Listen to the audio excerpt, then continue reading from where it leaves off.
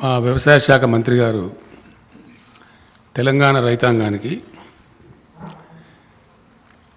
ఈ యాసంగిలో వరి పంట వేయకుండా ఇతర పంటలు వేయండి. కారణం ఏమిటి అంటే ధాన్యం సేకరణ చేసేటువంటి కేంద్ర ప్రభుత్వం ధాన్యం సేకరణ మేము చెయ్యము అని కరాఖండిగా తేల్చి చెప్తున్నారు కాబట్టి నష్టపోతాము, అట్లా వద్దు అని చెప్పారు. ఇంకొక మాట కూడా సందర్భంలో వారు చాలా స్పష్టంగా చెప్పారు. తెలంగాణ రాష్ట్రం ఏర్పడిన నాడు రైతుల ఆత్మహత్యలు, చాలా కకావికలైనటువంటి వ్యవసాయం, వలసలు, పాలమూరు, నల్లగొండ, మెదక్ జిల్లాల లాంటి ఆనాటి కరువు జిల్లాలుగా గుర్తించిన జిల్లాల నుంచి రైతులు కూడా కూలీ పనుల కోసం హైదరాబాద్ రావటం చాలా దారుణమైన పరిస్థితులు ఉండేవి. టీఆర్ఎస్ పార్టీ ప్రభుత్వం అయిన తర్వాత, రాష్ట్ర సాధన జరిగిన తర్వాత ప్రజలు ఇక్కడ మాకు ఈ రాష్ట్రాన్ని తీర్చిదిద్దేటువంటి అవకాశం అధికారం రూపంలో కట్టబెట్టింది కాబట్టి ఒక స్థిరమైనటువంటి లక్ష్యంతో నిర్ణయాత్మకమైనటువంటి పద్ధతిలో ఈ రాష్ట్రంలో గ్రామీణ ఆర్థిక వ్యవస్థను పరిపుష్టం చేయాలా, అట్లనే వ్యవసాయాన్ని స్థిరీకరించాలి, పల్లెలు చల్లగా ఉండేటట్టు చేయాలి, వృత్తి పని వాళ్ళందరికీ పనులు దొరకాలి అని ఒక అప్రోచ్ని తీసుకున్నాం. స్పష్టమైన పాలసీ. ఆ దిశలో చాలా పటిష్టమైనటువంటి బలమైన అడుగులు కూడా రాష్ట్ర ప్రభుత్వం వేసింది. అందులో మొదలుపెట్టింది అడుగంటిపోయినటువంటి భూగర్భ జలాలు పెంచడానికి, మొత్తం శిథిలమై చిక్కిపోయినటువంటి చెరువులన్నింటినీ కూడా మిషన్ కాకతీయ పేరు మీద అద్భుతమైనటువంటి చెరువులుగా తీర్చిదిద్దడం జరిగింది. ఇది యావత్ రాష్ట్ర ప్రజానికానికి తెలుసు. ఆ తదనంతరం చాలా అస్తవ్యస్తంగా, లోపభూయిష్టంగా, ఎప్పుడు వస్తుందో ఎప్పుడు పోతుందో తెలియనటువంటి కరెంటును పూర్తిగా సంస్కరించి అనేక పెట్టుబడులు పెట్టి 24 గంటలు అన్ని రంగాలకు భారతదేశంలో మరే రాష్ట్రంలో లేని విధంగా వ్యవసాయానికి కూడా 24 hours clean power supply, very clean power, standard power, quality పవర్ను కూడా సప్లై చేసినాం. అది మాత్రమే సరిపోదు అనే ఆలోచనతో పెట్టుబడులకు కూడా చిన్న చిన్న రైతాంగం, ఇక 93% పైబడి సన్న చిన్నకారు రైతులు ఉన్నారు కాబట్టి ప్రపంచంలో ఎక్కడ లేదు, ఇండియాలో కాదు, రైతు బంధు అనేటువంటి పథకాన్ని తెచ్చి మొదట పంటకు 4,000తో ప్రారంభించి దాన్ని 5,000కు పెంచి ఎకరానికి 10,000 రూపాయలు పెట్టుబడి కోసం ఒక సంవత్సరంలో ఇచ్చే ప్రభుత్వం ఒకటే ఒక ప్రభుత్వం ఇండియాలో, తెలంగాణ ప్రభుత్వం. అట్లాగే రైతులు చితికిపోయినారు కాబట్టి, బ్రతుకులు ఆగమైనవి కాబట్టి, చిన్న రైతులు పాపం చనిపోతే ఆ కుటుంబాలు రోడ్డున పడతాయి కాబట్టి అక్కడ కూడా ఇబ్బంది రావద్దని చెప్పి దాదాపు 1300-1400 కోట్లు యావత్తు రైతాంగం యొక్క ప్రీమియం కూడా ప్రభుత్వమే చెల్లిస్తూ ఒక పైసా కూడా రైతు మీద భారం లేకుండా రైతు బీమా పథకాన్ని కూడా తెచ్చినాం. ఇది కూడా unique scheme in the world. ఆ రోజు ఆయన ఎల్ఐసి చైర్మన్ గారే చెప్పారు, Telangana state is the largest customer of LIC అని చెప్పి ఆ చైర్మన్ గారే బాహాటంగా హెచ్ఐసిలో సభలో చెప్పినారు. ఇట్లాంటి ఇంకా అనేక చర్యలు. ఆ కాలంలో విత్తనాలు సరిగ్గా దొరికేటివి కావు, విపరీతమైన కల్తీ విత్తనాలు ఉండేటివి. మొత్తం భారతదేశంలో కేంద్రాన్ని కొన్ని నెలల పాటు కొట్లాడి ఒప్పించి పీడీ యాక్ట్, కల్తీ విత్తనాల అమ్మిల మీద పీడీ యాక్ట్ ఉన్న ఒకే ఒక రాష్ట్రం తెలంగాణ, ఇండియాలో ఎక్కడ లేదు. అది కూడా మమ్మల్ని చాలా సతాయించింది కేంద్రం, అది ఏమంటే అనేక నెలలు పోరాటం చేసి కేంద్రాన్ని ఒప్పించి కల్తీ విత్తనాలు అమ్మిన వాళ్ళ మీద పీడీ యాక్ట్ తెచ్చిన ఒకే ఒక రాష్ట్రం ఇండియాలో. ఇది రైతాంగం యొక్క శ్రేయస్సును కోరుకోలేదు. ఎరువులు అసలు దొరికేటి కావు. తెలంగాణ ఏర్పడక ముందు రైతాంగానికి ఎరువులు కావాలంటే రోజుల తరబడి లైన్లలో ఉండటం, అక్కడ గలాటాలు కావటం, చివరికి పోలీస్ స్టేషన్లలో ఎరువు బస్తాలు పెట్టిన అమ్మిన పరిస్థితులు కూడా మనం చూసినాం. రైతులు చూసింది అందరి గమనంలో ఉంది, అందరికి తెలిసిన విషయం. ఆ రోజు మొత్తం వాడినటువంటి ఎరువులలో ఈరోజు 3 ఫోల్డ్స్ పెరిగిపోయింది. అప్పటికిప్పటికి 3 రెట్లు ఎక్కువ పెరిగింది. దాదాపు 50-55 లక్షల టన్నుల 2 పంటలకు కలిపి ఎరువుల వాడకం జరుగుతూ ఉంది. ఆ రోజు కేవలం 13-14 లక్షలు ఉంటేనే పోలీస్ స్టేషన్లో పెట్టి అమ్మించారు. కానీ కేంద్రాన్ని ఒప్పించి, ఆయన ఇప్పుడు లేరు పాపం, చనిపోయినారు, అనంతకుమార్ గారు అని మినిస్టర్ ఉండేప్పుడు, వాళ్ళని ఒప్పించి మాకు సమ్మర్లో ఇవ్వండి, ఎవరు తీసుకున్నప్పుడు మేము తీసుకుంటామని చెప్పి వాటిని పెట్టడానికి గోడౌన్లు కూడా నిర్మాణం చేసి అగమేఘాల మీద అది కూడా పునరుద్ధరించి మంచి విత్తనాలు అందుబాటులోకి తేవడం, ఎరువులు అందుబాటులోకి తేవడం, మిషన్ కాకతీయ ద్వారా చెరువుల పునరుద్ధరణ చేసి భూగర్భ జలాలు పెంచడం, 24 గంటలు క్వాలిటీ పవర్ సప్లై చేయడం, పెట్టుబడికి రైతు బంద్ చేయడం, దురదృష్టవశాత్తు రైతు చనిపోతే రైతు బీమా ఇవ్వడం, ఇట్లాంటి చర్యల వల్ల అద్భుతమైనటువంటి వ్యవసాయ స్థిరీకరణ జరిగింది.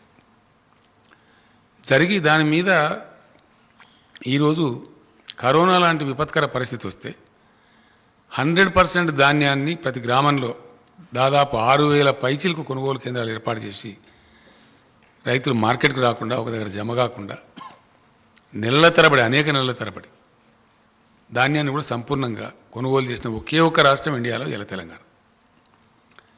అంటే రైతులను కడుపులో పెట్టుకొని వాళ్ళని సాధాలని, వాళ్ళని ఒక లైన్లో పెట్టాలని అద్భుతమైనటువంటి కృషి చేసి లైనప్ చేసింది టీఆర్ఎస్ గవర్నమెంట్. ఇది జరిగిన చరిత్ర మీకు తెలుసు, అందరికీ తెలుసు, ప్రజలకు కూడా తెలుసు. అందరు రైతుల స్వానుభవంలో ఉన్నటువంటి మాట ఇది, వాళ్ళ సొంత అనుభవంలో ఉన్న మాట. గత 7 ఏళ్ల కింద ఎట్లా ఉండే, ఈరోజు ఎట్లా ఉన్నది, ప్రతి రైతుని ఎవరినంటే చెప్తారు. ఇది జరిగింది. ఈ సందర్భంలో ఒక మాట ఇక్కడ చెప్పాల్సిన అక్కర్నది. భారత రాజ్యాంగ నిర్మాతలు ఆహార కొరత దేశంలో సంభవించినప్పుడు ప్రజలకు ఆహార కొరత రాకుండా చూసేటువంటి బాధ్యతను కేంద్రం మీద పెట్టారు. అందులో నుంచి పుట్టుకొచ్చిందే food corporation of India. Food corporation of ఇండియాకు దేశవ్యాప్తంగా ఆల్మోస్ట్ అన్ని, దేశంలో ఎన్ని తాలూకా సెంటర్లు ఉన్నాయో అన్ని తాలూకా సెంటర్లలో సైంటిఫిక్ గోడౌన్స్ ఉంటాయి. నెలల తరబడి, సంవత్సరాల తరబడి ధాన్యం నిల్వ చేయాల్సి వచ్చినా నిల్వ చేసేటువంటి సదుపాయం ఉండేది ఓన్లీ కేంద్ర ప్రభుత్వం దగ్గర, అది కూడా ఎఫ్సీఐ దగ్గర. తప్పిస్తే ఏ రాష్ట్రం దగ్గర కూడా ఉండదు, ఆ అవకాశమే ఉండదు. ఇండియాలో ఉండే ఏ రాష్ట్రం దగ్గర కూడా ధాన్యం నిల్వ చేసేటువంటి గోడౌన్స్ ఉండవు. ఉన్నా కొద్ది రోజుల కోసమే ఉంటాయి తప్ప సైంటిఫిక్ గోడౌన్స్ ఉండవు. సైంటిఫిక్ గోడౌన్స్ ఇంటర్నేషనల్ స్టాండర్డ్లో కలిగి ఉన్న ఒకటే ఒక సంస్థ భారత ఆహార సంస్థ, that is food corporation of India. ఎందుకంటే ఎక్స్పోర్ట్ చేయాలన్నా without seeking any permission from anybody కేంద్రం చేయగలదు. లేదు ఇథనాల్ లాంటి ప్రత్యామ్నాయ వాడకానికి పంపాలన్నా కేంద్రం డెసిషన్ తీసుకొని పంపగలదు. ఈ అధికారాలు ఇవి కూడా ఏ రాష్ట్ర ప్రభుత్వానికి కూడా లేవు, అట్లానే తెలంగాణ ప్రభుత్వానికి కూడా లేదు. ఇది కూడా స్పష్టం. అంటే రాష్ట్రం, దేశంలో కరువు, కాటకం, అతివృష్టి, అనావృష్టి వచ్చినప్పుడు ఫుడ్ సప్లైకి దోకా లేకుండా చేయాలి కాబట్టి, చాలా పెద్ద జనాభా ఉన్న దేశం కాబట్టి ఈ బాధ్యత కేంద్రం మీదనే ఉంది, రాష్ట్రాల మీద లేదు. ఇక్కడ ఓ రాష్ట్రంలో బాగుండొచ్చు, ఓ రాష్ట్రంలో బాగా లేకపోవచ్చు. బ్యాలెన్స్ చేసేటువంటి అధికారం కేంద్రానికి పెట్టిండ్రు, అది వాళ్ళ దగ్గరనే ఉంది. ఇప్పుడు ఏం జరుగుతూ ఉంది దేశంలో అంటే చాలా విచిత్రంగా, ఇప్పుడు ఉన్నటువంటి కేంద్ర ప్రభుత్వం తన బాధ్యతను విస్మరిస్తూ పూర్తి బాధ్యత రాహిత్యంగా మేము ధాన్యం తీసుకోము అని కాలికి పెడితే మెడకు పెడితే పెట్టేటువంటి మెలికలు తిప్పుతూ ఉంది.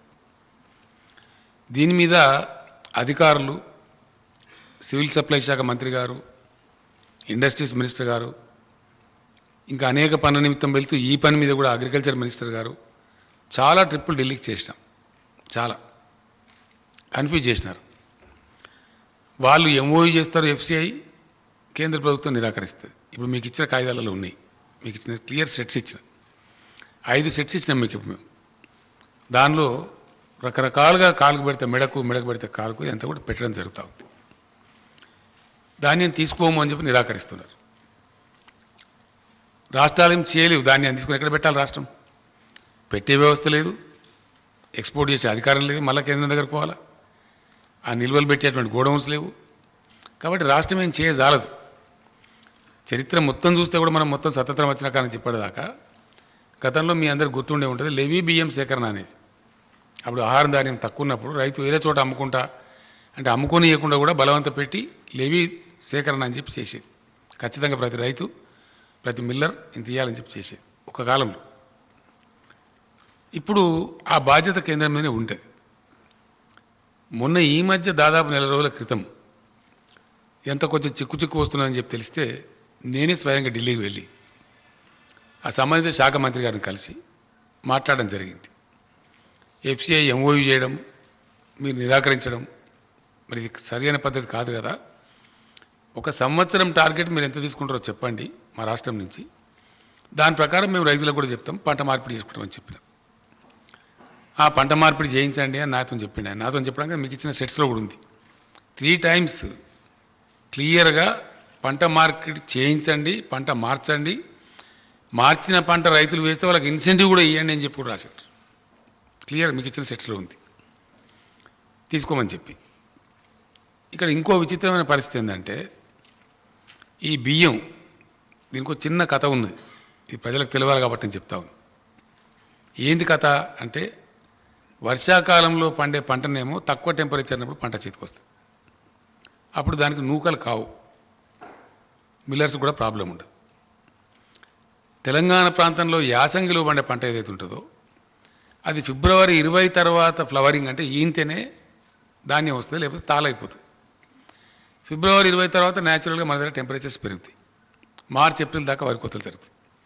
అప్పుడు 35 degrees దాటిపోతుంది. అప్పుడు ఏమైందంటే నూక అయిపోతుంది. ఆ నూక కావద్దు, ఎక్స్పెక్టెడ్ అవుట్టర్న్ రావాలి అంటే దేశంలో కొన్ని రాష్ట్రాలలో బాయిల్డ్ రైస్ వినియోగం ఉంది కాబట్టి దాన్ని బాయిల్ చేసి మిల్లర్స్ తయారు చేసి ఇస్తారు. పబ్లిక్ డిస్ట్రిబ్యూషన్ సిస్టమ్ కింద కంట్రోల్ బియ్యం ఇచ్చేది ఏదైతే ఉంటుందో కేంద్ర ప్రభుత్వమే అన్ని రాష్ట్రాలకు కేటాయిస్తుంది కాబట్టి వాళ్ళు బాయిల్డ్ రైస్ తీసుకునేది యథావిధిగా రాష్ట్రాలకు పంపించి వాళ్ళు దాన్ని తీసుకోమని నిరాకరిస్తున్నారు. అంటే తెలంగాణలో యాసంగి వరి పంట అంటే బాయిల్డ్ రైసే, మామూలు రైస్ రాదు. వస్తే చాలా తగ్గిపోతుంది. వర్షాకాలందేమో రా రైస్ వస్తుంది కానీ దీనిలో రాదు. యాసంగిలో వరి పంట అంటే డెఫినెట్గా బాయిల్ చేయాల్సి వస్తుంది మ్యాక్సిమం. రా రైస్ పడితే ఏమైందంటే నూక ఎక్కువైపోయి బియ్యం % తగ్గిపోయి అది గిట్టుబాటు కాదు, అందువల్ల చెయ్యరు. దాన్ని దృష్టిలో పెట్టుకొని కేంద్రం తీసుకొని అంటున్నది. గత సంవత్సరం ఏం చేసినారు మీకు ఇచ్చిన దానిలో ఉంది, మీరు 80% బాయిల్డ్ రైస్ ఇవ్వండి, 20% మామూలు రైస్ ఇవ్వండి, మేము తీసుకుంటాం, అన్లిమిటెడ్ క్వాంటిటీ తీసుకుంటామని చెప్పి ఇక్కడ ఉండబడే ఎఫ్సిఐ జనరల్ మేనేజర్ ఆయన మన సివిల్ సప్లైస్ కమిషనర్ గారికి లెటర్ ఇచ్చాడు. 50 లక్షల టన్నుల బాయిల్డ్ రైస్కు ఒప్పందం చేసి ఇచ్చారు. ఆ లెటర్ కూడా ఉంది, మీకు ఇచ్చిన దానిలో ఉంది. కానీ తీరా అయింది ఒక 24 లక్షల టన్నులు తీసుకొని మిగతా మేము తీసుకోమని మెలకబెట్టారు. నేను మొన్న వెళ్ళినప్పుడు మీరు తీసుకోమంటే మరి మేము ఇప్పుడు ఏం చేయాలా? ఆ ధాన్యం ఎటు పోవాలా? మాకేం వ్యవస్థ లేదు. ఎట్లా ఉంటుంది అంటే మీరు భవిష్యత్తులో మాకు బాయిల్డ్ రైస్ ఇవ్వము అని రాతపూర్వకంగా ఇవ్వండి, ఇన్ రైటింగ్ ఉన్నది, మీకు ఇచ్చిన లెటర్లో ఉంది, ఇన్ రైటింగ్ ఇవ్వండి, ఇస్తేనే మీ దగ్గర ఇప్పుడు ఉన్నది తీసుకుంటాం, లేకపోతే తీసుకోం. ఆ విధంగా చెప్పారు. అప్పుడు ఏం చేస్తాం మనం? ఆ రైస్ పోవాలి కదా, అది వేల కోట్ల రూపాయల వ్యవహారం. డబ్బులతో మరి పెట్టి రైతులకు డబ్బులు ఇచ్చేసినాం, బ్యాంకులో ఇంట్రెస్ట్ పడతా ఉంటుంది. కాబట్టి దాన్ని ఏం చేసినామంటే రైటింగ్ రాసిచ్చినాం ఆయన బలవంతం. కాబట్టి అక్కడికి ఇంకొక 5 లక్షల టన్నులు తీసుకోలే. మొదలు 24 లక్షల టన్నులు, తర్వాత మళ్ళీ 20 లక్షల టన్నులే తీసుకున్నారు. ఇంకొక 5 లక్షల టన్నులు ఇప్పుడు మిగిలింది. ఇది గత యాసంగి బదిలీ, దాని సంగతి ఇంకా తేల్చలేదు కేంద్రం, వాళ్ళ దగ్గర పెండింగ్ ఉంది ఆ ఇష్యూ. నేను చెప్పి వచ్చినా ఆయన మంచిగా పరిశీలించి చేస్తా అని చెప్పిండు, అది అక్కడ పెండింగ్ ఉంది, అదొక భాగం. దాని సంగతి ఏందని తెలియదు. రెండవ భాగం, ఈ సంవత్సరానికి ఎంత ఇస్తారో చెప్పండి అని అడిగినాం. ఆ టీకేమై బాధ్యత బాత్కాలంటే నేనే ఐసా నై హోతా, నేను ఉంటా, నేను ఇదే పనిగా వచ్చిన కాబట్టి నేను రేపు కూడా ఉంటా, మీరు పిలవండి, మీ సెక్రటరీని పిలవండి, మీ ఎఫ్సిఐ వాళ్ళని పిలవండి, అందరి ముందు నేనే ఉండి మాట్లాడతాను చెప్పండి. మాకు స్పష్టమైన అవగాహన కావాలి, కన్ఫ్యూజన్లు పనికిరాదని చెప్పి తెల్లారి సమావేశం పెట్టారు. పెట్టిన తర్వాత మంత్రి ఏమంటారంటే మేము ఇంత తీసుకునే పరిస్థితి లేదు కాబట్టి ఎంతో కొంత నిర్ణయం చేసి మీకు తెలియజేస్తాం, మీకు కమ్యూనికేట్ చేస్తామని చెప్పారు. ఈ రోజు వరకు ఎంత తీసుకుంటామనేది వాళ్ళు చెప్పలే. ఈ సంవత్సరం పంట యాసంగి పోయిన తర్వాత ఈ సంవత్సరంలో ఈ కాలం ఆ కాలం లేదు. బాయిల్ రైస్ అయితే జీరో, మేము తీసుకో ఒక కేజీ కూడా తీసుకోం. రా రైస్ ఎంత తీసుకుంటాం అది కూడా చెప్పలేదు. ఈ కన్ఫ్యూజన్లో ఏమైంది, వర్షాకాలంలో మన దగ్గర వేసిన పంట 62 లక్షల పైచిలక ఎకరాలలో తెలంగాణలో వరి పంట వేసిండ్రు. ఇప్పుడు కోతలు స్టార్ట్ అయింది. ఇప్పుడు స్టార్ట్ అయిపోయి ధాన్యం వస్తూ ఉంది. సరే, దానికి కేంద్రం తీసుకుంటామని చెప్పారు, వాళ్ళు ఎంతో కొత్త తీసుకుంటామని. ఎంత తీసుకుంటామని చెప్పలే. ఇప్పటికి ఈరోజు కమ్యూనికేషన్ లేదు. ఇదే తీసుకునే పరిస్థితి లేదు వాళ్ళు చెప్పే ప్రకారంగా. అంటే సుమారు 1,70,00,000 దాకా వడ్లు వస్తాయి, 1,10,00,000 దాకా ఇంచుమించుగా రైస్ వస్తుంది. 1,10,00,000 రైస్ ఇప్పుడు వర్షాకాలం పంటనే రెడీగా ఉండి ఏదైతే ధాన్యం మార్కెట్లకు వస్తున్నదో, కొనుగోలు కేంద్రాలకు వస్తున్నదో, ఇప్పుడు రెడీగా ఉంది. దాన్ని తీసుకునే దిక్కే లేదు ఇప్పుడు. దానికి ఇంకా లెటర్ రాలేదు. నేను మొన్న కూడా 3 days బ్యాక్ కూడా 4 days బ్యాక్ కూడా ఆ మంత్రి గారికి ఫోన్ చేస్తే నేను విదేశాలకు పోయినా, నేను లేకుంటుంది, మీకు 1-2 daysలో చెప్పేస్తాను. చెప్పలే, ఆయన సమాధానం లేదు. లేకపోగా ఏం చేసిండ్రు, మీ దగ్గర 62 లక్షల ఎకరాలలో వరి పంట లేనట్టున్నది, శాటిలైట్ పిక్చర్ చూపెడతలేదు అని మనల్ని కించపరిచే మాట మాట్లాడు. నాకు కోపం వచ్చి నేను చెప్పిన, ఇదేం పద్ధతి అండి, మీరు తీసుకోమని చెప్పండి, తీసుకుంటామని చెప్పండి. ఒక రాష్ట్ర ప్రభుత్వంగా మేము లేని వారిని ఉన్నట్టు చెప్తామా? అటువంటి అక్రమాకి ఏముంటుంది? అది ఓను మళ్ళీ మేము రికార్డ్స్ డిజిటలైజ్ చేసినాము, ధరణి పోర్టల్ తెచ్చినాము, ప్లస్ రైతు బంధు డబ్బులు ఇస్తాం. మేము ఏ రైతుకు డబ్బులు ఇస్తున్నాం అనేది మా ఫైనాన్స్ సెక్రటరీ గారు ఇక్కడ హైదరాబాద్లో వేస్తే వాళ్ళ బ్యాంక్ ఖాతాలకు వెళ్ళిపోతున్నాయి. కాబట్టి ఇంత పారదర్శకంగా చేసేదాన్ని మీరు కాదని చెప్తే చాలా టూ మచ్, ఇది కరెక్ట్ కాదు అని కోపానికి వచ్చారు. సరేనండి, మంచిది, మీ వాళ్ళని పంపమంటే మన అగ్రికల్చర్ సెక్రటరీ, మన ఫైనాన్స్ సెక్రటరీ మన ఢిల్లీకి పోయి 3 రోజులు ఉండి వచ్చిండ్రు. దాని మీద ఇప్పుడు ఉలుకు లేదు, పలుకు లేదు. ఇప్పటి సమాధానం రాలే. అంటే 62 లక్షల ఎకరాల్లో వచ్చేటువంటి సుమారు 1,70,00,000 వడ్లదే అతి గతి లేదు. ఇప్పుడు ఇది రెడీగా వచ్చిన పంటదే. ఇది ఉన్న యథాతథమైన పరిస్థితి. దీని మీద వాళ్ళు ఎట్లా మాటలు మార్చిండ్రో, ఎట్లా లెటర్లు ఇచ్చిండ్రో, ఇవన్నీ కూడా మీకు నేను 5 sets ఇచ్చిన. దానిలో హైలైట్ కూడా చేసినాం మేము. ఎస్, వస్తుంది ఇప్పుడు ఆటోమేటిక్గా. దానికే ఇప్పుడు ఏం లేదు. ఇది ఈ విధంగా ఉంది. ఈ విధంగా ఉన్నటువంటి దాన్ని ఇదే ఒక ఇబ్బంది ఉంది, ఒక సమస్యాత్మకంగా ఉంది. ఇది ఏం తేలాలని చెప్తే మన ఇటీవల శాసనసభ సమావేశం జరిగినప్పుడు కూడా దానిలో కూడా నేను స్పష్టంగా చెప్పిన రైతాంగానికి ఇదంతా. ఇప్పుడు మీకు చెప్పిన సబ్జెక్ట్ అంతా చెప్తూ నవంబర్లో మొదటి వారంలో కానీ రెండో వారంలో కానీ ప్రకటిస్తారు, ప్రభుత్వం ప్రకటిస్తుంది. యాసంగిలో ఏ పంటలు వేసుకోవడం ఉత్తమం అనే మాట చెప్తామని చెప్పాను. అక్కడి నుంచి సమాధానం లేదు ఒకటి. రెండోది బాయిల్డ్ రైస్ అయితే తీసుకోమని చెప్పాను, 2 స్పష్టంగా ఉంది. కాబట్టి వరి పంట వేస్తే ఏమవుతుంది, రైతులు నష్టపోతారు, అది అమ్ముడు పోదు. రాష్ట్ర ప్రభుత్వం కొనుగోలు చేయజాలదు, బికాస్ కేంద్రం తీసుకోదు. కాబట్టి రాష్ట్ర ప్రభుత్వం తీసుకొని ఏం చేయాలా, తీసుకోజాలన్నప్పుడు ఎటు వాళ్ళం పోదు. దానికి బదులుగా మేము గతంలో 15-20 రోజుల నుంచి 30 రోజుల నుంచి నేను 2-3 times నేను మినిస్టర్ గారు అంతా రివ్యూలు చేసి ఏ పంటలు వేయడానికి అనుకూలంగా ఉంటుంది శాస్త్రవేత్తలను పిలిపించి, అగ్రికల్చర్ యూనివర్సిటీని పిలిపించి మాట్లాడి కొన్ని రకాల సీడ్స్ మన దగ్గర లేకపోతే కూడా దాన్ని తెప్పించినాం. ఏ పంటలు అయితే వేయచ్చో, ఏ పంట లాభసాటి ఉంటుందో, నువ్వులు కానీ, ఆవాలు కానీ, మన పల్లికాయ కానీ, ఇంకా ఇతర దాదాపు 9-10 పంటలని వేయదగినటువంటి వరి కంటే మంచి లాభం వచ్చే పంటలు కూడా ఉన్నాయి. మనం ఎందుకంటే కరెంటు తెచ్చినాం, నీళ్లు తెచ్చినాం, భూగర్భ జలాలు పెంచినాం, పెట్టుబడి ఇస్తున్నాం, రైతాంగం చేయడానికి సిద్ధంగా ఉన్నారు, వ్యవసాయ స్థిరీకరణ జరిగింది రాష్ట్రంలో. కాబట్టి మన రైతాంగం నష్టపోవద్దు, రైతాంగాన్ని కాపాడుకోవాలి అని మేము ఇతర పంటలు వేయమని చెప్పారు. నిన్న వ్యవసాయ శాఖ మంత్రి గారు స్టేట్మెంట్ ఇచ్చారు. ఇది ధాన్యం పంట, దాని సేకరణ, దాని చుట్టూ ఉన్నటువంటి విషయం ఒక స్పష్టమైన అవగాహనతోని మేము చెప్పిన రైతులకు ఎందుకు చెడిపోయి ఎటుకాకుండా అయిపోయి గత్తరబిత్తరైపోయి ఆత్మహత్యలు చేసుకొని ఆగమైపోయిన తెలంగాణ రైతాంగాన్ని 7 సంవత్సరాల అవిరళ కృషి ద్వారా, అనేక పటిష్టమైన చర్యల ద్వారా ఒక దరికి తెచ్చినాం మేము. డెఫినెట్గా ఇలా గ్రామాలలో సంతోషం ఉన్నది, పంటలు పండుతున్నాయి, మంచిగా అద్భుతమైన పంటలు పండుతున్నాయి, నీళ్లు వస్తున్నాయి. కాకతీయ కెనాల్లో దాదాపు 9 నెలల పాటు నీళ్లు పారే పరిస్థితి కళ్ళారా చూస్తూ ఉన్నాం. ఇతర అనేక ప్రాజెక్టులు పారుతున్నాయి. ఇట్లా చేసి పెండింగ్ ప్రాజెక్టులు కంప్లీట్ చేసినాం, కాళేశ్వరం లాంటి పెద్ద ప్రాజెక్టులను కంప్లీట్ చేసినాం. ఇవన్నీ చేసి ఒక స్థిరీకరణ చేసి ఇప్పుడిప్పుడే స్థిరపడి నిలదొక్కుని బ్రహ్మాండంగా రైతాంగం ఒక ఆశావాద దృక్పథం అయిపోతున్నారు. బ్యాంకులలో లోన్లు తీసుకుంటలేరు, తగ్గిపోతూ ఉంది. పెట్టుబడి అందిస్తున్నాం కాబట్టి సకాలంలో టైంలీ పోతుంది కాబట్టి చిన్న రైతుకైతే బ్యాంక్ పోయి లోన్ తీసుకునే అవసరమే లేకుండా పోతూ ఉంది. ఆ రకంగా జరుగుతూ ఉంది. ఈ పరిస్థితి ఈ విధంగా ఉంటే నిన్న మంత్రి గారు స్టేట్మెంట్ ఇస్తే ఈ రాష్ట్ర బీజేపీ అధ్యక్షుడు, దేశాన్ని పరిపాలించేటువంటి బీజేపీ అధ్యక్షుడు చాలా బాధ్యతారహితంగా అసత్యమైనటువంటి విషయాన్ని, పచ్చి అబద్ధాన్ని ఆయన చెప్తున్నాడు. ఏమని చెప్తున్నాడు ఆయన? మీరు రైతులు వరి పంటనే పండించాలి, పండించండి, మెడలు వంచి మేము కొనిపిస్తాం. ఎవరి మెడలు వంచుతాడైనా?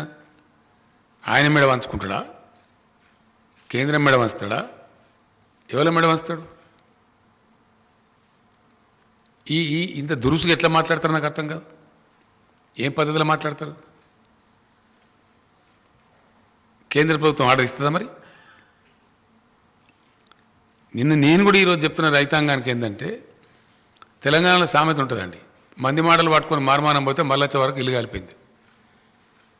ఈ అడ్డదిడ్డం మాట్లాడి, బాధ్యత లేకుండా మాట్లాడి, అనధికారికంగా మాట్లాడి, ఢిల్లీ బీజేపీ ఏమో ఇది చెప్తుంది, ఈ లెటర్లు ఇస్తుంది బాజాప్తా అఫీషియల్గా గవర్నమెంట్ జరిగే కరస్పాండెన్స్లో లెటర్స్ ఇచ్చి మేము కొనము, బాయిల్డ్ రైస్ అయితే 1 కిలో కూడా తీసుకోము అని వాళ్ళు కండిషన్లు పెట్టి రాసి డబ్బులు పేమెంట్ ఇవ్వకుండా రాష్ట్ర ప్రభుత్వాన్ని సతాయిస్తారు. ఈయన రాష్ట్ర అధ్యక్షుడిగా ఉండి, ఒక పార్లమెంట్ సభ్యుడిగా ఉండి పూర్తి అబద్ధాన్ని, పూర్తి పచ్చి తప్పును, పూర్తి నిర్లక్ష్య వైఖరితోని బాధ్యతారాహిత్యంగా ఏది పడితే అది మాట్లాడచ్చు, మాట్లాడగలుగుతాము అనేటువంటి ఒక దీంతో ఆయన మాట్లాడాడు. అది పూర్తి తప్పు. ఆయనకు నెత్తి లేదు, నాకు కత్తి లేదు, ఆయనకేమి జిమ్మదారు లేదు, బాధ్యత లేదు. ఈ మాటలు చాలా మాట్లాడుతున్నాడు ఆయన చాలా రోజుల నుంచి. నేను కూడా క్షమిస్తూ వచ్చిన, నా స్థాయి మనిషి కాదు, చిన్నవాడు, పట్టించుకోలే. నా మీద వ్యక్తిగతంగా అడదిడంగా మాట్లాడినా పట్టించుకోలే. ఏనుగు పోతుంటే ఎన్నికలు మరుగుతాయని చెప్పి వదిలిపెట్టాం. కానీ మరీ టూ మచ్గా బాధ ఎక్కడ కలుగుతుంది? తెలంగాణ రైతులను 7 ఏళ్ల నుంచి మేము కంటికి నిద్ర లేకుండా కాపాడి ఒక స్థాయికి తెచ్చి, వాళ్ళ అప్పులు కట్టిపించి, వాళ్ళని గడ్డకేసి, వాళ్ళు బాగుపడాలని మేము తీసుకొని పోతూ ఉంటే మొత్తం రైతాంగం యొక్క బతుకునే ఆగం చేసే విధంగా బాధ్యత లేకుండా, నీకేం కావాలి? రైతులు ధాన్యం బండియాలి, నువ్వు ఢిల్లీలో తీసుకోవు, ఇక్కడ రోడ్ల మీద కూర్చొని ధర్నా చేయాలి, నీ రాజకీయ పబ్బం గడవాలి, అంతే కదా? దీని అనుకున్నది ఏంది? What is that we should understand? ఇలా నేను మాట్లాడాల్సిన అవసరం ఏమొచ్చింది ప్రత్యేకించి? నిన్న అతను స్టేట్మెంట్ ఇచ్చి ఒక కన్ఫ్యూజన్ క్రియేట్ చేసింది కాబట్టి డెఫినెట్లీ నేను రైతాంగానికి చెప్తా ఉన్నా, ఈ సొల్లు కబుర్లు నమ్మి, ఈ పనికి మాలిన మాటలు నమ్మి వరి పంట కనుక వేస్తే దెబ్బ తింటాము. ఇక తెలంగాణలో ఉండేటువంటి వాతావరణ పరిస్థితుల వల్ల యాసంగిలో వరి పంట మనకు క్షేమదాయకం కాదు. తీసుకునేటువంటి కేంద్రం చేతులు ఎత్తేస్తూ ఉంది, మేము తీసుకోమని నిరాకరిస్తూ ఉంది. కేంద్రం మొదటి నుంచి కూడా ఆనాటి నుంచి ఈనాటిదాకా రైతు వ్యతిరేకంగా పోతూ ఉంది. రైతు ప్రయోజనాలను కార్పొరేట్లకు అప్పచెప్తా ఉంది. సంవత్సర కాలం నుంచి ఢిల్లీలో రైతులు ధర్నాలు చేస్తూ ఉన్నారు, ఉద్యమాలు చేస్తూ ఉన్నారు, రైతుల మీద కార్లెక్కించి చంపుతా ఉన్నారు, రైతులను కొట్టుమని ప్రోవోక్ చేసి చెప్తా ఉన్నారు ముఖ్యమంత్రి స్థాయిలో ఉండే వ్యక్తులు. కేంద్ర మంత్రులు కార్లెక్కించి చంపుతారు, ముఖ్యమంత్రులేమో దాడి చేయమని చెప్తారు. అంటే ఎంత దూరమైనా పోయి రైతులను వీళ్ళు తొక్కివేసి అణిసివేసే పరిస్థితులు ఉన్నారు కాబట్టి వాళ్ళ వైఖరి స్పష్టంగా తెలుస్తున్నది. కాబట్టి రేపు మనకు కూడా ఇదే పరిస్థితి సంభవిస్తుందని చెప్పి నిన్న మంత్రి గారు చాలా బాధ్యతతోని చాలా స్పష్టంగా రైతులను కాపాడుకోవాలనే ఉద్దేశంతో ఇంత దూరం తీసుకొచ్చి, ఇంత మంచి పెట్టుబడి ఇచ్చి, కరెంట్ ఇచ్చి, మాకేమో బాధ్యత ఉంది.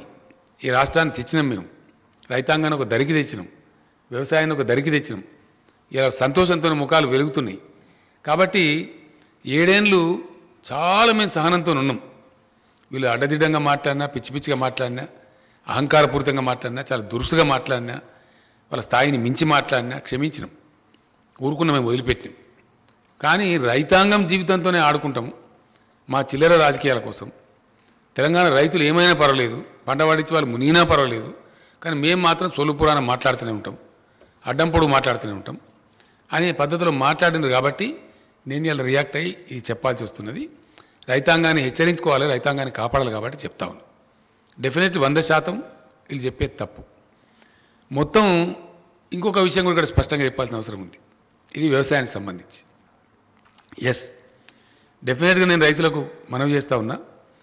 7 ఏళ్ళు మిమ్మల్ని కాపాడింది ఎవరో మీకు తెలుసు, మీకు మంచి కరెంట్ ఇచ్చేది ఎవరో మీకు తెలుసు, ఎరువులు సప్లై ఎట్లా జరుగుతుందో మీకు తెలుసు, మీకు ఇలా ధాన్యం అక్కర పడ్డప్పుడు ఎట్లా కొనుగోలు చేసినామో మీకు తెలుసు. మీరు నష్టపోవద్దని, మీకు ఇబ్బంది కావద్దని, మీరు మునిగిపోవద్దని, అనవసరంగా కేంద్రం కొన్నటువంటి ధాన్యాన్ని పండించి దెబ్బతినవద్దని, మళ్ళా తెలంగాణ రైతులకు దుస్థితి రావద్దని మేము ఈ మాట చెప్పినాం. నిన్న మంత్రి గారు చెప్పిన మాట ఎందుకు చెప్పిండు ఆయన? అక్కడి నుంచి జవాబు లేదు. వర్షాకాలం పంటకి తీసుకురా తెలియదు. అయినా మేము కొనుగోలు కేంద్రాలు ప్రారంభించినాం.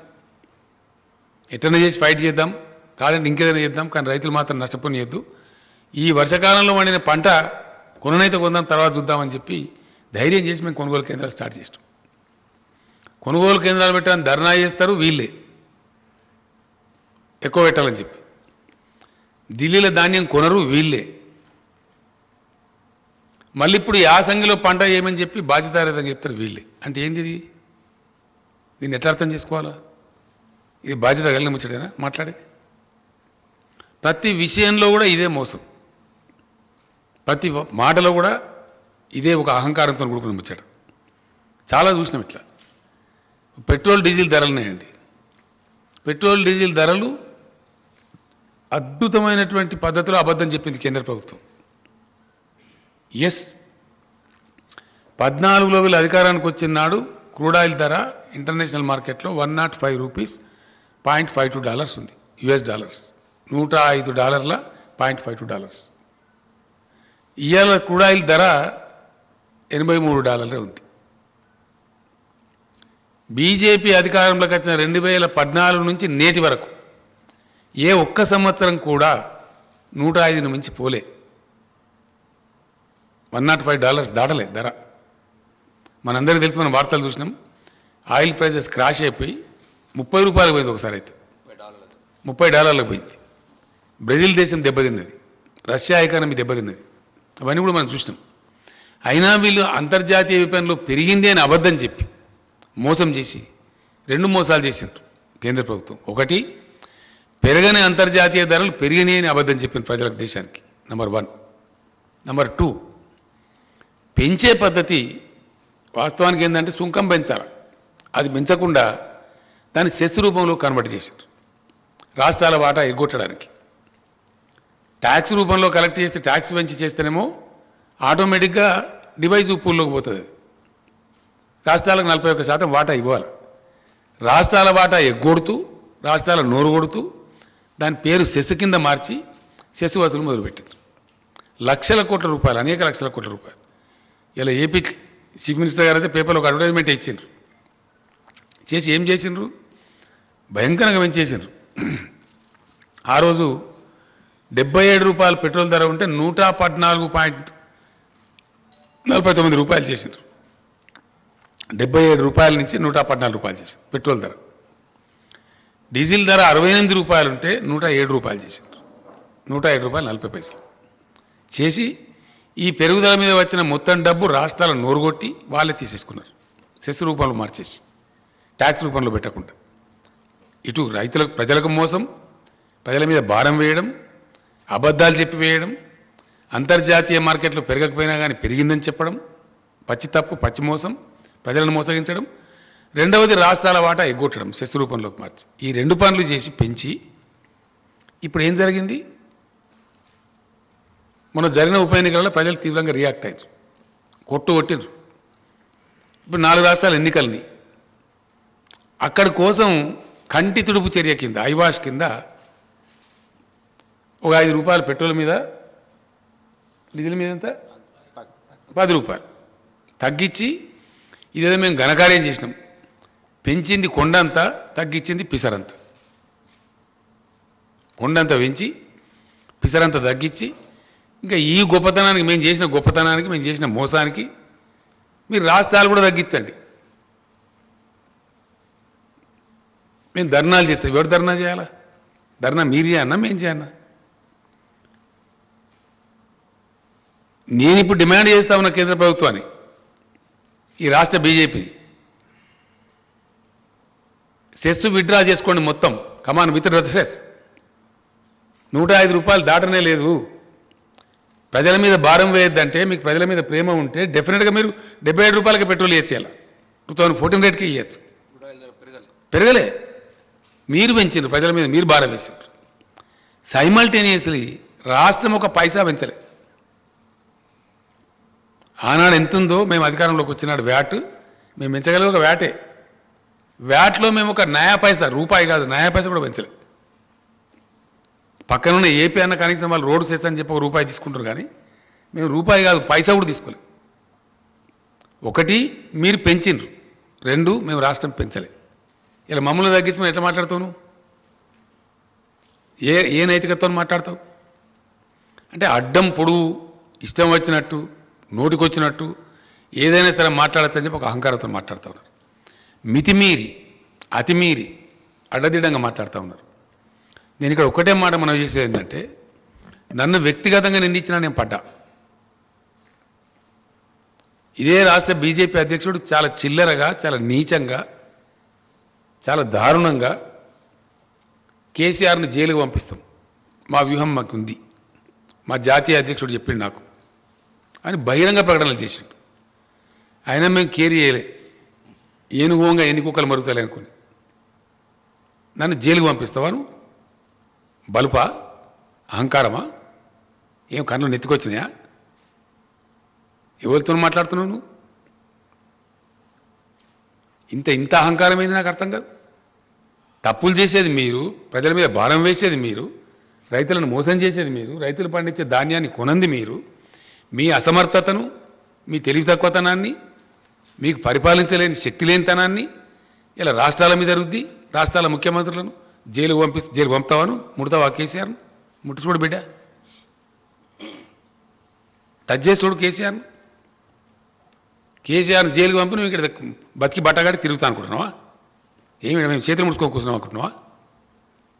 ఇష్టం వచ్చినట్టు మాట్లాడచ్చునా? ఇష్టం వచ్చిన ప్రచారాలు చేయొచ్చునా? సోషల్ మీడియాలో ప్రచారం, బయట ప్రచారం అన్ని అబద్ధాలు. అన్నిటికన్నీ మేమేదో డబ్బులు ఇస్తే మేము డైవర్ట్ చేసినట్టు మాట్లాడడం. ఇచ్చిన డబ్బులు మిమ్మల్ని జాదే తెలంగాణ అయ్యాల. అది నేను చెప్తలేను, రిజర్వ్ బ్యాంక్ ఆఫ్ ఇండియా చెప్పింది. It's not my statement. Reserve Bank of India best contributing స్టేట్స్లో the best contributing state is Telangana అని చెప్పింది. మేమిచ్చే డబ్బుల మీద మీరు నడుపుతారు ఢిల్లీ, మీరు ఇచ్చే డబ్బుల మీద మేము నడపలేము. మొత్తం మీద ఈ 7 ఏళ్లలో, గతించిన 7 ఏళ్ల కాలంలో రాష్ట్రానికి కేంద్రం నుంచి వచ్చిన సొమ్ము కేవలం 42,000 కోట్ల రూపాయలు. Only 42,000 crores. అది అన్ని రాష్ట్రాలకు వచ్చినట్టు మనకు వచ్చింది. మెయిన్గా దానిలో 2-3 స్కీమ్లే ఉంటాయి. ఒకటి నరేగా, రెండవది NRHM, national rural health machine, మూడవది సర్వశిక్షా అభియాన్ అని ఎడ్యుకేషన్. ఇంతకు మించి రావు డబ్బులు. ఒక్కరోజు కూడా ₹1 ఇయ్యలేదు. స్టేట్ రీఆర్గనైజేషన్ చట్టం ఏదైతే ఉందో ఆ చట్టం ప్రకారంగా 450 కోట్లు మనకు రావాలి. BRGF funds, backward region development funds ఎగ్గొట్టిండ్రు. అవి తీసుకొని రారు వీళ్ళు, అవి మాట్లాడరు, దాని గురించి మాట్లాడరు. మంత్రుల మీద, ముఖ్యమంత్రి మీద పెద్దంతరం చిన్నంతరం లేకుండా కళ్ళు నెత్తికెక్కి ఎంత పడితే అంత మాట్లాడి, మేము ఎందుకంటే రాష్ట్రం కొత్తగా తెచ్చుకున్నాం, ఎందుకు మనకు పెద్ద కేంద్రంతో అంత పెద్ద అప్ఫ్రంట్ కన్ఫ్రంటేషన్ ఎందుకు, ఒక పద్ధతిగా రాష్ట్రాన్ని సెటిల్ చేసుకుందామని మేము ఓపిక వహించి, సంయమనం వహించి, కేంద్రం సహకరించకున్నా 5 సంవత్సరాలు హైకోర్టు విభజన చేయలే. ఎందుకు చేయలేదు నేను అడుగుతా ఉన్నా? ఏం కారణం చేసి చేయలేదు? మీది అసమర్థ ప్రభుత్వం కాదా? Why did not you separate the High Court for 5 long years? What was the intention behind it? రాష్ట్రం వస్తుంది, రాష్ట్రానికి నీళ్ళ వాటర్ రావాలి. మేము అడిగినాం, కేంద్ర ప్రభుత్వాన్ని అడిగే అధికారం మాకు ఉంది కాబట్టి అడిగినాం. సెక్షన్ 3 కింద ట్రిబ్యునల్కి రిఫర్ చేయండి మాకు వాటా తేల్చాలని చెప్తే ఈరోజు తేల్చారు. ఏం కారణం? మీ అసమర్థతనా, మీ అవివేకమా, మీ తెలివి తక్కువతనమా, మీ చేతగాంతనమా? అది చేత కాదు మీకు, అది మాట్లాడేది లేదు. బీఆర్జీఎఫ్ ఫండ్స్ 450 కోట్లు రావాలి, దాని గురించి మాట్లాడేది లేదు. చట్టం ఉంది, నవోదయ పాఠశాలల చట్టం ఉంది. ఇప్పటికీ 50 దరఖాస్తులు ఇచ్చిన ప్రధానమంత్రికి నేను 50. కొత్త జిల్లాకు ఒక నవోదయ పాఠశాల పెట్టి తీరవాలే కేంద్ర ప్రభుత్వం అని చట్టం ఉంది. ఇది యాక్ట్ ఉందండి, మీరు యాక్ట్ కింద మాకు ఇవ్వాలి ధర్మం అని చెప్పి కొత్త జిల్లాలకు నవోదయ పాఠశాల ఇవ్వమంటే ఒక్కటి కూడా ఇవ్వలే. నో. 157 కళాశాలలు, మెడికల్ కళాశాలలు మంజూరు చేస్తే తెలంగాణకు ఒకటి ఇవ్వలే. Not even one. ఏడవన్నారు ఈ బీజేపీ నాయకులు? ఇక్కడ నుంచి ఉన్న కేంద్ర మంత్రి ఎక్కడ వండుకున్నాడు? ఇక్కడ నుంచి ఉన్న ఎంపీలు ఎక్కడ వండుకున్నారు? What is your answer? First దీనికి సమాధానం చెప్పు. ఇప్పుడు మేం పెడతాం ధర్నాలుగా. ఎస్, ఉత్తర భారతంలో రైతులు ఎవరైతే కొట్లాడుతున్నారో వాళ్ళకి అండగా నిలుస్తాం. రైతు వ్యతిరేక చట్టాలు మొత్తం విత్డ్రా చేసుకోవాలి, ధర్నా చేస్తాం. డెఫినెట్గా సీరియస్గా కొట్లాడతాం. పెట్రోల్ మీద పెంచినటువంటి సెస్సులు పెట్రోల్ డీజిల్ మీద వెంటనే విరమించుకోవాలి. మిమ్మల్ని పండనీయం నిల్వనీయం. తెలంగాణలో పండించే వరి ధాన్యాన్ని పూర్తిగా కొనుగోలు చేయాలి. దమ్ముంటే ఈ రాష్ట్ర అధ్యక్షుడు నోటి మాటలు సొల్లు పురాణాలు మాట్లాడడం కాదు, పోయి తీసుకొని రా ఆర్డర్ను, నేను నిలబడేపిస్తా వరిధాన్యం. 70-80 లక్షలలో ఇప్పుడు వరిధాన్యం వేసే అవకాశం ఉంది తెలంగాణకు. అద్భుతమైన ఉత్పత్తి వస్తూ ఉంది. రైస్ మిల్లర్లు కూడా వాళ్ళ కెపాసిటీ పెంచుకున్నారు. తీసుకురా నువ్వు ఆర్డర్. నువ్వు కేంద్రం వడ్లు తీసుకుంటా అంటే కేసీఆర్ వద్దంటుండా? ఏం చెప్తున్నావు నువ్వు? ఎంత బాధ్యతారహితంగా మాట్లాడుతున్నావు? నువ్వు మాట్లాడవచ్చునా? అట్లా మాట్లాడి తిరుగుతా అనుకుంటున్నావా తెలంగాణలో? కేసీఆర్ బతుకుండగానే తెలంగాణ రైతులు నాగం చేస్తావా నీ సొల్లు పురాణంతో? చేయగలుగుతావా?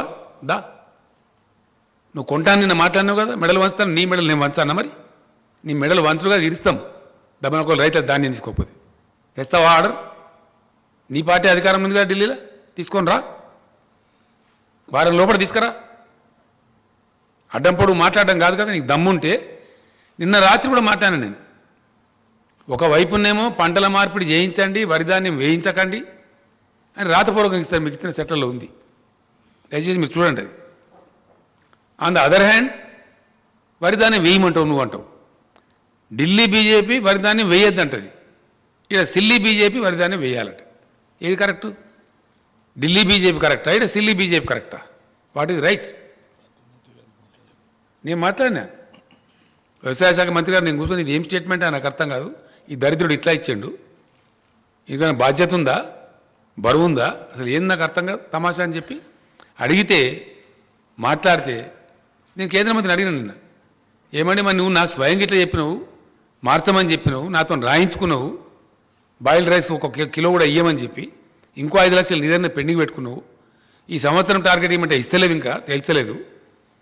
మరి మీ అధ్యక్షుడు వరి మాత్రమే పండించండి, ఎట్లా కొనరో చూస్తాం, ఎవరు కొంటారు, నువ్వా నేను కొనేది అడిగిన. నేను ఐసా బోల్తే బోలే, ఇలా పేపర్లలో వస్తే తెప్పించుకొని చూడమని చెప్పింది.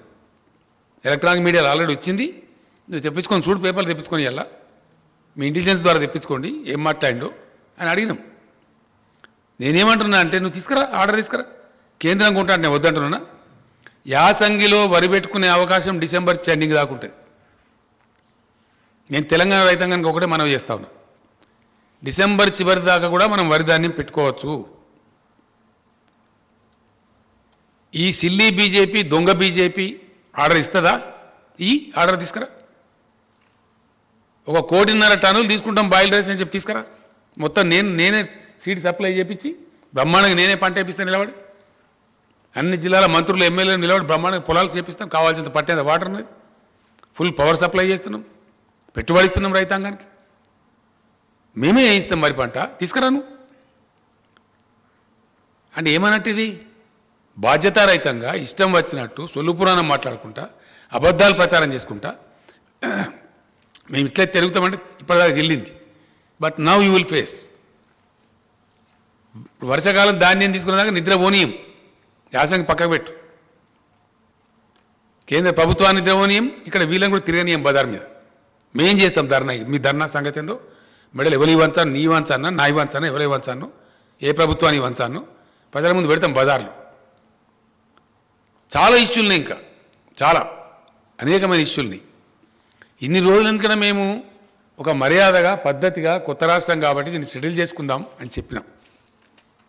అన్ని ఉల్టాపల్టా మాట్లాడతారు, ప్రతి విషయానికి ఉల్టాపల్టా మాట్లాడతారు, ప్రతి విషయానికి అబద్ధాలు చెప్పడం. మీకు చేత కాదు, మీరేం చేయలే. మేము కమిట్మెంట్ ఉన్నవాళ్ళం, మీ రాష్ట్రం తెచ్చిన వాళ్ళు. ఎస్, మేము దళిత బంధు పథకం తెచ్చినాం. 100కు 100% దాన్ని అమలు చేస్తాం. మాకు చిత్తశుద్ధి ఉంది. It's our agenda. స్పష్టంగా చెప్పిన ఉప ఎన్నిక రాగానే దొంగ మాటలు మాట్లాడడం, అబద్ధాలు చెప్పడం, సోషల్ మీడియాలో ఇష్టం వచ్చినట్టు అవాకులు చెవాకులు పెరగడం, ఇష్టం వచ్చిన పద్ధతులు ఎవరు పడితే వాళ్ళను ఏది పడితే అది మాట్లాడడం, ప్రజలను తప్పుదారి పట్టేయడం. ఇన్ని రోజులు మీ ఆటలు చెల్లినాయి బిడ్డ. మీ నోటికొచ్చినట్టు కూస్తున్నారు కారుకూతలు. దళితుల కోసం గిరిజనుల కోసం పెట్టినటువంటి అట్రాసిటీ చట్టాన్ని పట్టుకొని ఒక విధవ లొటపీస్ చట్టం ఉంటాడు. ఎవరు లొటపీస్? చట్టాలు గౌరవం లేదు, కోర్టు గౌరవం లేదు, దళిత గిరిజన ప్రజలంటే భయం లేదు. మీకు ఏం తమాషా చేస్తున్నారా ఈ రాష్ట్రంలో? ఏమో మీ అరాచకమా? ఏం చేసింది మీరు? ఏ వర్గం ప్రజలు చేసిండ్రు? మీ 7 ఏళ్ల పరిపాలన ఈ దేశానికి ఒరగబెట్టింది ఏంటి? ఒక్క మంచి పని ఉందా మీ కేంద్రం చేసిన, ప్రభుత్వం చేసిన మంచి పని? ఒక్కటి. మీరు దళితులకు చేసిండ్రా, గిరిజనులకు చేసిండ్రా, బీసీలకు చేసిండ్రా, రైతులకు చేసిండ్రా, నిరుద్యోగ యువకులకు చేసిండ్రా? ఒక్క మాట మీద నిలబడ్డరా? 15 లక్షలు ఇస్తామని ఇచ్చిండ్రా?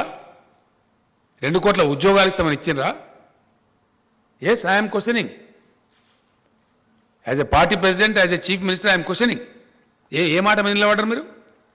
సందర్భం వచ్చినప్పుడల్లా భావోద్వేగాలు రెచ్చగొట్టడం. అయితే అంతర్జాతీయ సరిహద్దు భావోద్వేగాలు రెచ్చగొట్టాలి, లేకపోతే మతపరమైన భావోద్వేగాలు రెచ్చగొట్టాలి, ఓట్లు దండుకోవాలి. ఇదా రాజకీయం? ప్రజలతో చెలగాటమాడే పద్ధతి ఇదా? ఇలా మొత్తం నాశనం పట్టిన దేశాన్ని, దేశ జీడిపి మంట కలిసిపోయింది, ఫుడ్ సెక్యూరిటీలో నాశనం అయిపోయింది. నేపాల్ కన్నా, బంగ్లాదేశ్ కన్నా, పాకిస్తాన్ కన్నా తక్కువ ఉంటుంది ఇండియా జీడిపి. ఎవరి ఘనకార్యం ఇది? ఎవరి తప్పిది? మీకు చేతగాక, వ్యవహారం చేయరాక, అడ్డగోలు ట్యాక్సులు పెంచి ప్రజల మీద భారం పెంచుకుంటా, మొత్తం ప్రభుత్వ రంగ సంస్థలను ఊడబీకి ప్రైవేటైజ్ చేసి, ఎంత అద్భుతమైన సంస్థనండి ఎల్ఐసి. ఎల్ఐసి లాంటి సంస్థను ఎందుకు ప్రైవేటీకరించాలా? కేంద్ర ప్రభుత్వానికే 30-40 లక్షల కోట్లు ఇస్తారు వాళ్ళు డబ్బులు. మీ బడ్జెట్లో భాగంగా ఉంటుంది అది. అటువంటి బ్రహ్మాండమైన సంస్థలను నిర్వీర్యం చేసుకుంటూ మీరు మాట్లాడే ఎన్ని రకాల ఒత్తిడి పెడుతున్నారు రాష్ట్ర ప్రభుత్వాలను? మీరు ప్రతి బాయి కాడ, రైతు కాడ మీటర్ పెట్టమని చెప్తున్నారు. నేను రెసిస్ట్ చేస్తా ఉన్నాను, నేను పోరాటం చేస్తా ఉన్నాను 2 సంవత్సరాల నుంచి. ఎందుకు పెట్టాలో? మా రైతాంగాన్ని మేము ప్రీగించుకుంటాం, డబ్బులు మేము కట్టుకుంటాం, బిల్స్ మేము పే చేస్తామంటే కూడా నో పెట్టాలి. లేకపోతే ఆర్ఈసీ ద్వారా, పిఎఫ్సి ద్వారా మీకు వచ్చే రుణాలు బంద్ చేయిస్తాం అని బ్లాక్ మెయిల్ చేస్తారు. ఇవన్నీ వాస్తవాలు. ఇప్పుడు తగులుకుంటాం, ఇక మాట్లాడతాం. మీ చరిత్ర ఏందో, మా చరిత్ర ఏందో, ప్రజలకు మీరేం చేసినారో, మేమేం చేసినామో ఇప్పటిదాకా అలో చేసినాం మేము. బట్ నో, ఖచ్చితంగా కేంద్ర ప్రభుత్వం వెంబడబడతాం, ఇక్కడ ఉండే బీజేపీ వెంబడబడతాం. ఈ సమస్యలకు ఎవరు జవాబు చెప్పానో, ఎవరు బాధ్యత వహించానో, ఈ రైతుల ధాన్యం సంగతి ఏందో, మిగతా పెండింగ్ ఏమి ఇచ్చానండి? స్టేట్ రీఆర్గనైజేషన్ యాక్ట్లోనూ కూడా ఇంప్లిమెంట్ చేస్తలేరు. ట్రైబల్ యూనివర్సిటీ ఇవ్వాలన్నో ఇవ్వం. బయ్యారం ఉక్కు ఫ్యాక్టరీ పెట్టాలన్నో ఇవ్వం. కోచ్ ఫ్యాక్టరీ పెట్టాలా? ఇవ్వం. ఒక్క పని ఒక్కడన్నుందా పని? ఈ సోకాల్డ్ బీజేపీ అధ్యక్షుడు కానీ, ఇంకోటి కానీ, ఇప్పుడున్న కేంద్ర మంత్రి కానీ 10 రూపాయలు పనిచేసిండ్రా తెలంగాణకు? 10 రూపాయలు ఏ పని చేసిండ్రు మీరు? ఒక ఇరిగేషన్ ప్రాజెక్టుకి ఇచ్చిండ్రా? నీతి ఆయోగ్ చెప్పింది మిషన్ కాకతీయ మంచి ప్రోగ్రాం 24,000 కోట్లు ఇవ్వని, మిషన్ భగీరథ మంచి ప్రోగ్రాం ఏమని నీతి ఆయోగ్ రికమెండ్ చేసింది. సింగిల్ నా యాపై సేపలే 24,000 కోట్లు కాదు, 24 రూపాయలు కూడా ఇవ్వాలి. మా నీటి వాటా వెళ్తారు, హైకోర్టు పెండింగ్లో పెడతారు, 5 ఏళ్ళు కొట్లాట తర్వాత ఇస్తారు, ఎస్ఆర్సీ యాక్ట్లో ఉన్నాయి తేల్చారు. ఉల్టా మళ్ళీ మీరే మాట్లాడతారా? ఇక్కడ మెడల్ వంచుతారా? మీరు ఎవరు మాట్లాడతారు? మీ మెడల్ మేము మీ మెడల్ ఇరిస్తాం బిడ్డ, జాగ్రత్త. ఒళ్ళు దగ్గర పెట్టుకొని మాట్లాడాలా? పిచ్చి కూతలు కూస్తే ఇన్ని రోజులు ఏదో క్షమించిన మిమ్మల్ని మేము వదిలిపెట్టినాం. మాకు చేతగాక కాదు, అడుగున మిమ్మల్ని తరిమి కొట్టగలుగుతాం. మాకున్న క్యాడర్కు, మాకున్న లెక్కకు, మాకున్న శక్తికి. Yes, we're very powerful party here డెఫినెట్గా. టుడే వీఆర్ 103 ఎమ్మెల్యేస్ ఉన్నాం. మా మిత్రపక్షం ఒక మజ్లిస్ పార్టీ ఉంది. 110 ఎమ్మెల్యేలు ఉన్నాం మేము 119లో. మమ్మల్ని ప్రజలు నామినేట్ చేసి వచ్చినాం మేము. మాకు ఎవడో ఢిల్లీకి వెళ్ళి నామినేట్ చేస్తే రాలే. We're nominated by the people of Telangana, by the farmers of Telangana. Now today, for the convenience of union government, I am demanding the union food minister to declare the government of India policy. Please say what is that you are going to take, what is that you are not going to take. Telangana రైతాంగాన్ని మీరు మోసం చేయవద్దు. మేము రైతులను కడుపులో పెట్టి కాపాడుకుంటున్నాము. మీ చిల్లర రాజకీయాల కోసం వాళ్ళ బతుకులు నాశనం చేస్తామంటే చూస్తూ ఊరుకోడు కేసీఆర్. మా ఇష్టం వచ్చినట్టు మాట్లాడి బాధ్యతారహితంగా మాట్లాడతామంటే మీ మెడలు ఇస్తాం, జాగ్రత్త. ఎస్, డెఫినెట్గా నాలుగే ఉంది కదా, ఇష్టం వచ్చినట్టు మాట్లాడడం, అడ్డగోలుగా మాట్లాడడం. వట్టిగానే ప్రాజెక్టులలో అవినీతి జరిగింది. ఎక్కడ జరిగింది? దా పెట్టు కేసు, నీ దమ్ముంటే. Yes, conduct enquiry, we're ready. What rubbish you are talking on the streets? ఇష్టం వచ్చినట్టు మాట్లాడుకుంటా, కుక్కలు మురిగినట్టు మురుక్కుంటా, చట్టాలను మాట్లాడుకుంటా, మనుషులను మాట్లాడుకుంటా, అడ్డగోలు ప్రచారాలు చేసుకుంటా, ఇంకా సహించం, జాగ్రత్త. Be careful. మేము ఉద్యమాలు చేసిన వాళ్ళం, మహామహా రాకాసులతో కొట్లాడిన వాళ్ళం. ఈ గోకాసులు ఏం లేక నలిసి పారేస్తాం. తమాషా చేస్తున్నారా ఈ రాష్ట్రంలో? What is this? ఇప్పటిదాకా మేము ఎందుకన్నా మంచి పద్ధతిలో పోయినాం. నేను ప్రధానమంత్రి కూడా చెప్పిన, మీరు చేయాల్సినవి చేస్తలేరు, అయినా మేము మీకు కోఆపరేట్ చేస్తున్నాం. అనేక సందర్భాల్లో కోఆపరేట్ చేసినాం. President of India election cooperate చేసినాం, Vice President of India election cooperate చేసినాం, అనేక బిల్స్ పాస్ చేసేటప్పుడు కోఆపరేట్ చేసినాం. మా మీద ఎందుకంటే మీరు అనవసరంగా ఇట్లా చేస్తారని చెప్పి నేను చెప్పిన, మర్యాదతో చెప్పిన. మేము సంస్కారవంతంగా ఉన్నామని చెప్పిన.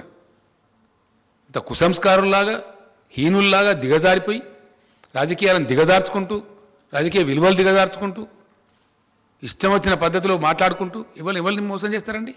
ఎన్ని రోజులు చేస్తారు? ఎంతకాలం చేస్తారు? నువ్వు ఇప్పటిదాకా క్షమించడం కానీ బీ కేర్ఫుల్, జాగ్రత్త. నేను రాష్ట్ర బీజేపీ అధ్యక్షునికి వార్నింగ్ ఇస్తా ఉన్నా. నువ్వు మనిషివే అయితే, నీకు నిజాయితీ ఉంటే ఢిల్లీకి పోయి ఆర్డర్ తీసుకురా. యాసంగిలో వడ్డేమని చెప్పినావు కదా, మొత్తం ధాన్యం కేంద్రం మేము తీసుకుంటామని ఆర్డర్ తీసుకురా. పంటలు నేనే ఇస్తా,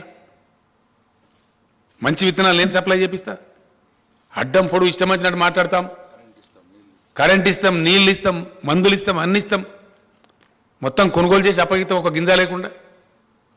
నేను రైతు సోదరులకు ఒకటే మాట మనం చేస్తా ఉన్నా, ఈ అల్లా టప్పగాల మాటలు పట్టుకుంటే దెబ్బతింటాము. మీ ప్రాంతాలలో మీ వ్యవసాయ అధికారులను సంప్రదించండి. వరి కాకుండా ఇతర పంటలే వేసుకోండి. మీరు మోసం చేస్తారు, మనకు తీసుకోరు. మా తనలాట ఏంటంటే మీరు మంచిగా ఉండాలని, మా రైతులు బతకాలని, పంట పండించిన రైతుకు 10 రూపాయలు రావాలని చెప్పి, రైతు జేబులకు డబ్బులు రావాలని మేము కొట్లాడుతున్నాం. రైతును ముంచి రాజకీయం చేసి మీ ఓట్లకు, మీ డబ్బాలకు ఓట్లు రావాలని వాళ్ళు కొట్లాడుతున్నారు. కుటిల నీతి ఇది. ఈ కుటిల నీతిని రైతాంగం గమనించాలి. ఒకటే ఒక మాటను అర్థం చేసుకోవాలి రైతాంగం. 7 ఏళ్ల నుంచి మీకు ఇండియాలో ఎక్కలేనటువంటి సదుపాయాలు చేసింది టీఆర్ఎస్ గవర్నమెంట్. చేసి వాస్తవం కాదా? మిషన్ కాకతీయ చేస్తే ఎంత అద్భుతంగా ఉన్నాయి చెరువులు. ఒక్క చెరువు దిగిపోయిందా? పోయిన సంవత్సరం భయంకరమైన వర్షాలు కురిసినాయి. ఈ సంవత్సరం కూడా చాలా ఎక్సెస్ రైన్ఫాల్ అయింది. ఇక్కడ ఒక్క చెరువు దిగలేదే తెలంగాణలో. బోర్లన్నీ మోటార్ పెట్టకుండా మీదికి పోస్తున్నాయి కదా బోర్లన్నీ. ఇలా ఊడలు పెట్టినాయి కదా, జాలు వారుతున్నాయి కదా తెలంగాణలో. ఇంత అద్భుతమైన సృష్టించింది తెలంగాణ టీఆర్ఎస్ గవర్నమెంట్. ఎస్, భూగర్భ జలాలు పెంచినాం, ప్రాజెక్టులు కంప్లీట్ చేసినాం, కొత్త ప్రాజెక్టు నిర్మాణం చేసినాం అతివేగంగా, లక్షల ఎకరాల నిల్లిచ్చే పరిస్థితి తెచ్చినాం, అద్భుతమైన హై క్వాలిటీ పవర్ ఇస్తున్నాం, పెట్టుబడి ఇస్తున్నాం. ఇన్ని మంచి చేసిన వాళ్ళము మీరు బతుకుండాలని మేము కోరుకుంటాం. చిల్లర రాజకీయాల కోసం మిమ్మల్ని వాడుకోవాలి, మీరు బండియాలి, మిమ్మల్ని రోడ్ల మీద కూర్చోబెట్టి ధర్నా చేయించాలి అనే పరిస్థితిలో వాళ్ళు మాట్లాడుతున్నారు. కాబట్టి ఈ అల్లా టప్పగాళ్ళు, పనికిమాలినోళ్ళు, 10 రూపాయల పని చేయని వాళ్ళు ఈ రాష్ట్రానికి ఎక్కడ చేసినండి ఈ మనిషి? కరీంనగర్ నుంచి ఎంపీకి గెలిచిండు, ₹1 పని తెచ్చిండా? ఒక మెడికల్ కాలేజ్ తెచ్చిండా? ఏం తెచ్చింది నాకు అర్థం కాదు. ఏమన్నా ఏకాన పని ఉన్నదా? అన్ని కాయగూరకుడు మాటలు, అడ్డం పొడుగు మాట్లాడు. అది నాకు అర్థమవుతుంది. అది నీకు ఇంగ్లీష్ అయిందో వస్తుందా? ఢిల్లీలో ఏం మాట్లాడతారో తెలుస్తుందా ఈ మనిషికి? కేంద్ర ప్రభుత్వం ఇచ్చే లెటర్లు అర్థమని అయితే ఆయనకు ఈ లెటర్లు did you go through? As a state party ప్రెసిడెంట్గా, దేశాన్ని పరిపాలించే పార్టీ ప్రెసిడెంట్గా ఈ లెటర్లు ఎప్పుడైనా చూసినావా? కరస్పాండెంట్ తెలుసుకున్నావా? ఇది ఏం లేకుండా బాధ్యత రహితంగా పోయి ఇదే దుర్మార్గుడు మీరు పర్యావరణ అనుమతులు ఇద్దని లెటర్ రాస్తారు తెలంగాణ ప్రాజెక్టులు. వీళ్ళ తెలంగాణ ప్రకాష్ జావడేకర్ మంత్రి ఉన్నప్పుడు ఆయన పోయి లెటర్ ఇచ్చిండు. నాకు ఆయన చెప్పిండు, ఏమైనా మీ స్టేట్ ప్రెసిడెంట్ మాకు లెటర్ ఇచ్చిండు అని చెప్పి. ఇదా తెలంగాణ? కేసీఆర్ బతికున్నంత కాలం ఎట్టి పరిస్థితులలో దళిత బంధు స్కీమ్ కంప్లీట్ ఇంప్లిమెంట్ చేస్తాం. ఏ పద్ధతిలో నేను చెప్పినో ఆ పద్ధతిలో ఇంప్లిమెంట్ చేస్తాం. ఒక హుజురాబాద్ కాదు, అంతటి ఇంప్లిమెంట్ చేస్తాం. ఒక రాజకీయ పార్టీ అయిన తర్వాత ఎలక్షన్ గెలుస్తాం, ఓడతాం, మస్తు జరుగుతుంటాయి. మన నాగార్జున సార్ కాన్స్టిట్యూన్సీలో ఇదే బీజేపీ చిత్తుగా డిపైడ్ పోయింది. అప్పుడేం మాట్లాడతారు? ఏదో పెద్ద ఫలయం బద్దలైపోయినాడు హుజురాబాద్, ఒక ఎలక్షన్ వస్తుంది పీక్తుంది ఇష్యూ. 110 ఎమ్మెల్యేల స్ట్రెంత్ ఉంది మాకు. బోధన జరుగుతూ ఉంటాయి. బై ఎలక్షన్స్ అన్నప్పుడు గెలుస్తాము, ఓడతాం, అనేకం జరుగుతుండే. మేము ఉత్తమ్ కుమార్ రెడ్డి పీసీసీ ప్రెసిడెంట్ ఉండే, ఆడ గెలిచిన హుజూర్నగర్లో మేము అంటే మస్తు గెలుస్తాం. చాలా సందర్భాలు జరుగుతూ ఉంటాయి. దానికి ఎంతో పెద్ద తెలంగాణ మాకు ప్రజలు తీర్పు వ్యతిరేకం ఇచ్చినారు. మరి 25-30 సీట్లు జరిగినాయి, అన్ని వీక్నాయి. మరి మీ బీజేపీ దేశంలో మీకు వ్యతిరేకం ఉన్నట్ట, బీజేపీకి వ్యతిరేక తీర్పు వచ్చినట్ట, దాన్ని ఎట్లా తీసుకోవాలి? మరి ఉప ఎన్నికలను వచ్చినప్పుడు జరుగుతూ ఉంటాయి పరిణామాలు. We don't care for that.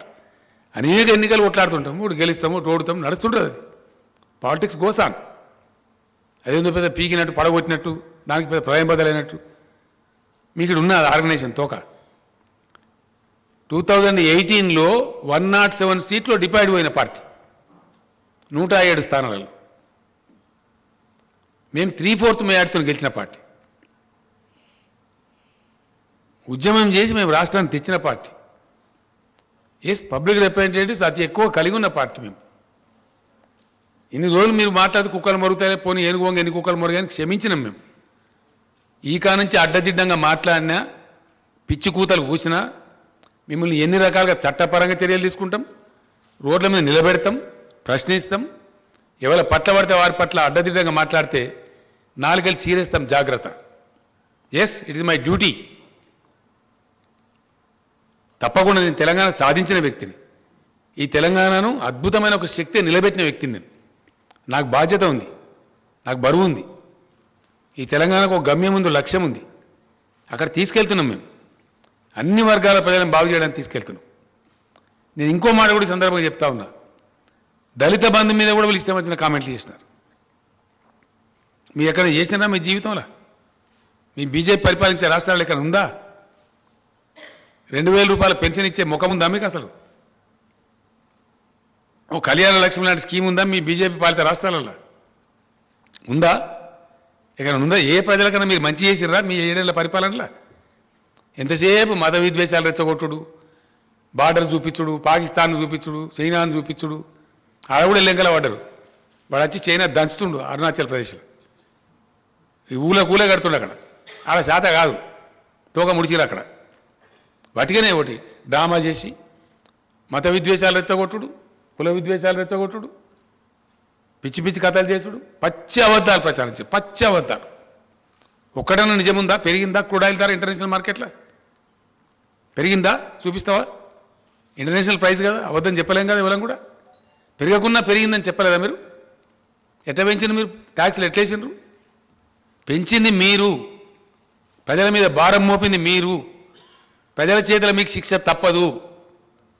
We are demanding the government of India to withdraw all cesses on petrol and diesel immediately. ఆటోమేటిక్గా 77 రూపాయలకు వస్తుంది.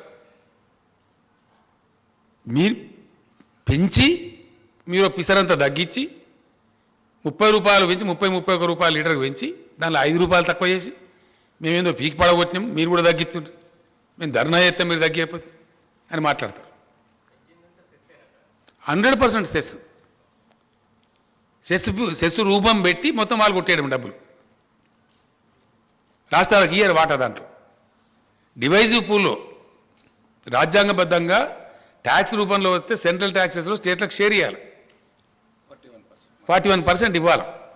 దాన్ని ఎగగొట్టడానికి రాష్ట్రాలను నోరుగొట్టి మొత్తం డబ్బులు మీరే తీసుకొని అన్నీ కూడా భయంకరమైనటువంటి ఫలితాలు మీ పరిపాలనలో. జీడీపీ నాశనం అయిపోయింది, గంగానదిల శవాలు తేలినాయి కోవిడ్ సందర్భంలో మీ చేతగాంతనం వల్ల. ఎస్, అన్నీ ఇంకా చాలా ఉన్నాయి. రేపటి నుంచి అగ్గి పెడతాం దేశంలో, ఎక్కడ ఏం పెట్టినా మాకు తెలుసు. మీ అడ్డదిడ్డం పనులకు, మీ ఇష్టం వచ్చిన మాటలకు చాలా మర్యాదగా ప్రవర్తించినాం ఇప్పటిదాకా. But there is a limit for everything. నేను ఎప్పుడు మాట్లాడలే, నాకు ఇంత మంట ఎందుకు మండుతుందంటే వ్యక్తిగతంగా నన్ను నిందించినా నేను మాట్లాడలే, పర్సనల్గా నా మీద పడ్డా నేను మాట్లాడలే, కుక్కలు మరుగుతాయి ఎవడు పడుచుకుంటే మాట్లాడలే, కేర్ చేయలే. కానీ రైతాంగం యొక్క బతుకుతో ఇలా చెలగాట మాడుతున్నారు కాబట్టి, పంటలు వేయమని బాధ్యత రైతాంగం చెప్తున్నారు కాబట్టి, మీ మాట నమ్మి ఒకవేళ వడ్డు పండిస్తే రైతులు రేపు పొద్దున మునుగుతారు కాబట్టి, వాళ్ళని ఎట్టి పరిస్థితులు మునిగిపోనియద్దు, కాపాడుకోవాలి కాబట్టి నేను ఆవేదనతో ఈ మాట చెప్తాను. ఏ వ్యవహారం చక్కగా ఉన్నదండి వీళ్ళది? సింపుల్ ముచ్చటండి, ఒకటే మాట దయచేసి, ఎక్కువ లేదు. కేంద్ర ప్రభుత్వం బియ్యం తీసుకుంటా, వడ్డు తీసుకుంటా అంటే రాష్ట్ర ప్రభుత్వం వద్దంటున్నదా? కమాన్ స్టేట్ దా. నేను మా వ్యవసాయ మంత్రి గారిని పంపిస్తా, ఆయన బాగా ఎడ్యుకేటెడ్, హైలీ ఎడ్యుకేటెడ్. నువ్వు రా డిబేట్కి అడగస్తావు. నువ్వు వంట అంటే మేము వద్దంటున్నావా? ఇన్ని నీళ్లు తెచ్చి, ఇన్ని ప్రాజెక్టులు కట్టి, ఇంత కరెంటు తెచ్చి, ఇలా రైతాంగం కార్లు కొనుక్కుంటున్నారు ఊళ్ళల్లో, ఊళ్ళు ముఖాలు తెల్లబడ్డాయి. హైదరాబాద్లో కూడా వాపసు పోయి ఇల్లు చదువుకుంటున్నారు, ఊళ్ళల్లో సంతోషపడుతున్నారు. ఒక దరికి వచ్చే తెలంగాణను నీ చిల్లర రాజకీయం కోసం నీ కంపు నోరుతోని ఇష్టం వచ్చినట్టు మాట్లాడి మెడలు వస్తావు. ఎవరి మెడలు వస్తావు?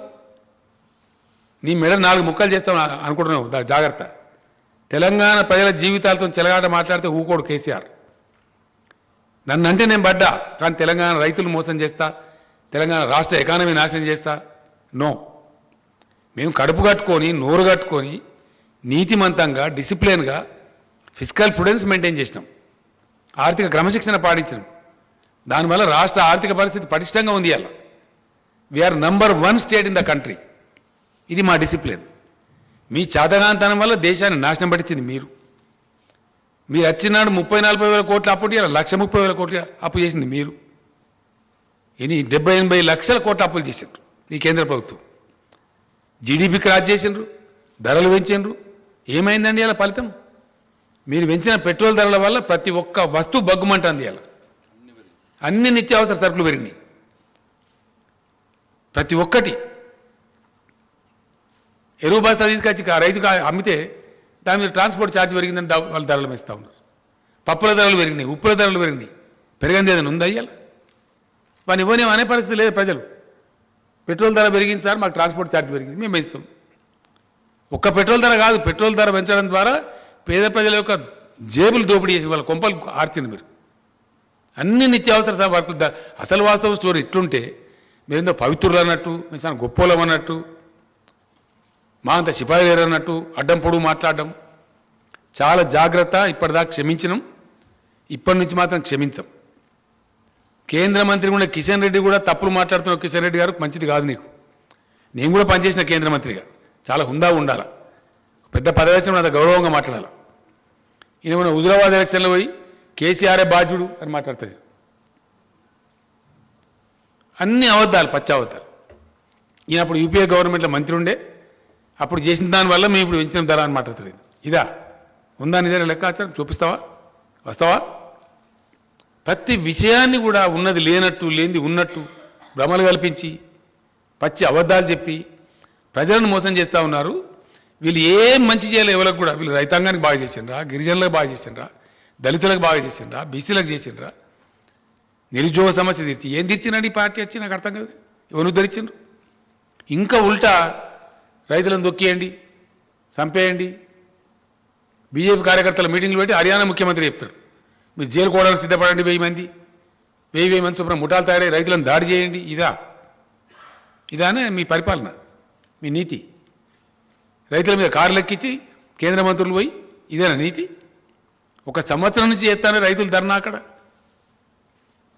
మీరు తెచ్చిన దిక్కుమాల కార్పొరేట్ చేతిలో పెడతామంటే వద్దని చెప్పి మొత్తం మార్కెట్ కమిటీలు రద్దు చేస్తారు వీళ్ళు. రైతుల బతుకుని తీసుకుపోయి కార్పొరేట్ల చేతిలో పెడతారు వీళ్ళు. ఎస్, మీది అదే కదా ప్రయత్నం. మీది చెప్పడమేమో తేనె ఊసిన కత్తిలాగా రైతు ఎక్కడైనా నమ్ముకోవచ్చు.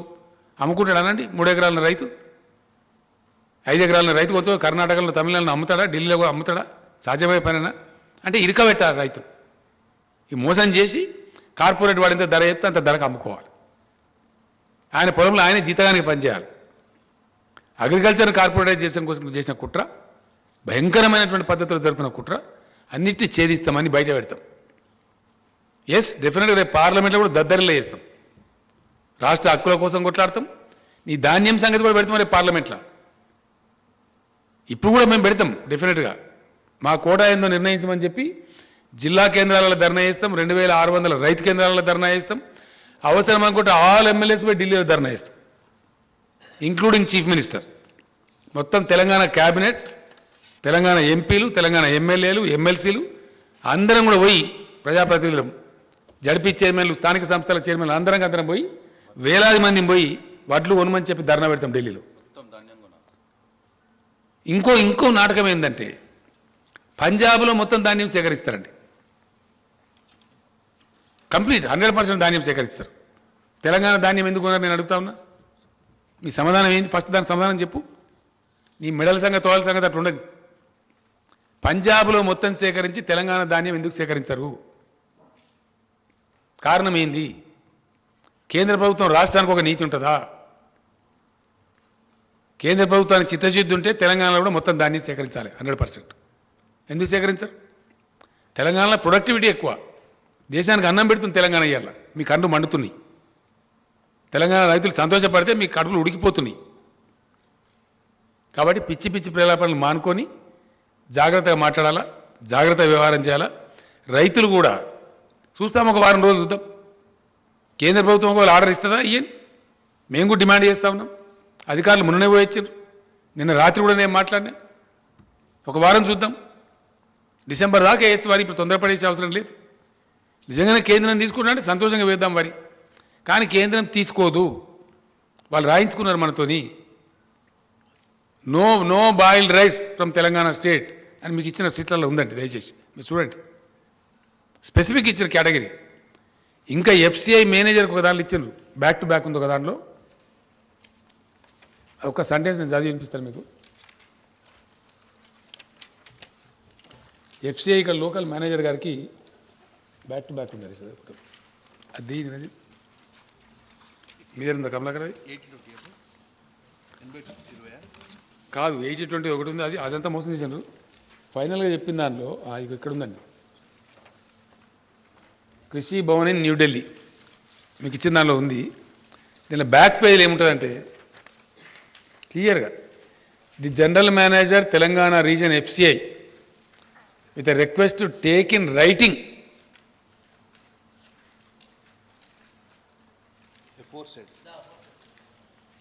ఎఫోర్సైడ్ కమిట్మెంట్ను దీని ఉన్నది.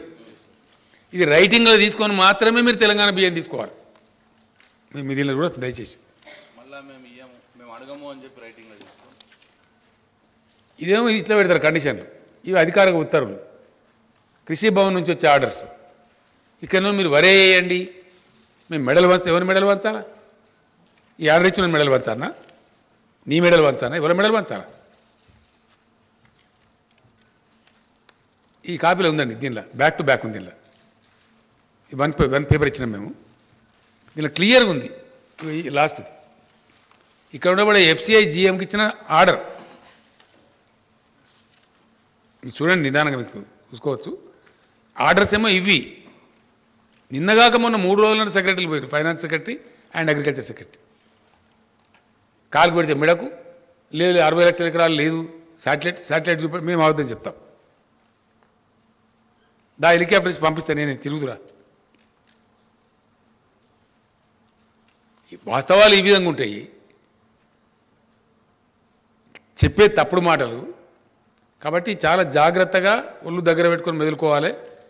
రాష్ట్ర బీజేపీ అధ్యక్షుడు కానీ, రాష్ట్ర బీజేపీ నాయకులు కానీ ఇప్పటిదాకా క్షమించడం కానీ ముందరికి క్షమించము.